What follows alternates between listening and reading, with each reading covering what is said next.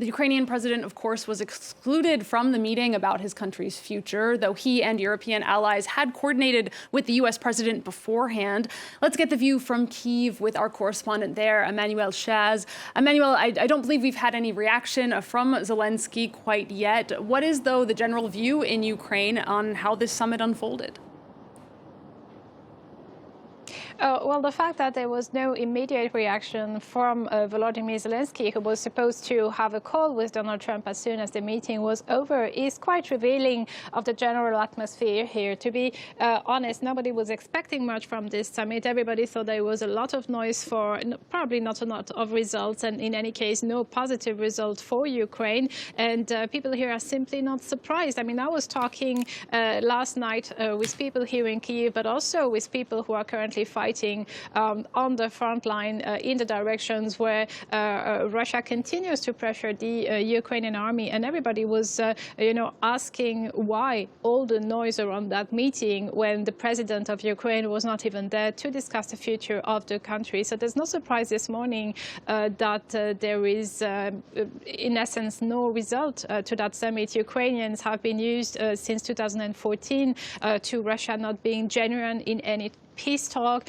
to Russia violating any ceasefire, any agreement that is reached and that could bring peace if Russia wished so. It is maybe worth remembering that if Russia simply withdrew its troops from the front line, the war would actually be over. It's quite a basic fact, but it seems to have been also forgotten. And also Vladimir Putin was free to say in Alaska that he wanted still to eliminate what he calls the root causes of the conflict. The root cause of the conflict for Vladimir Putin, according to the Russian president, is that Ukraine still exists. So for Ukrainians, when we hear what the Russian president is saying about Ukraine, it is understandable that for Ukrainians there's not so much hope to have a deal, a ceasefire, fair negotiations, at least a genuine will from the Russian side to even start talking about stopping the war, but the ceasefire. This is certainly not the case this morning.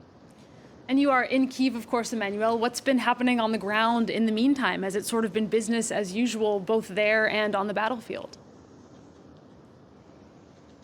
It was business as usual in a way. There were some air raid alerts yesterday. The night was relatively quiet, although elsewhere in the country that was not the case. In his last address, Volodymyr Zelensky was reminding that Russian bombs continued to fall on Ukrainians. Yesterday, it is a central market in the city of Sumy, which is not far from the front line, that was hit by a Russian bomb. Other places near the front line in Zaporizhia, in Dnipro, were also hit by Russian strikes. And of course, the fighting continues on the front line, with people there telling me that there is absolutely no sign of Russia wanting to wind down its offensive, quite the opposite. So the results of this meeting in Alaska will come as no surprise to Ukrainians, even if, of course, there was a faint hope that Donald Trump would have put enough pressure on Vladimir Putin for him to at least agree to a trilateral meeting with Volodymyr Zelensky.